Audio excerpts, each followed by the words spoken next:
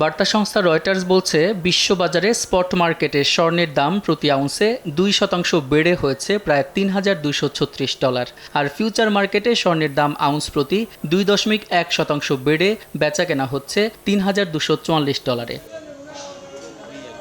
এর প্রভাবে দেশের বাজারে স্বর্ণের দামে রেকর্ড। রোববার থেকে 22 ক্যারেটের প্রতি ভরি স্বর্ণের দাম 4,187 টাকা বেড়ে দেশের ইতিহাসে সর্বোচ্চ 1,63,214 টাকায় বিক্রি হচ্ছে।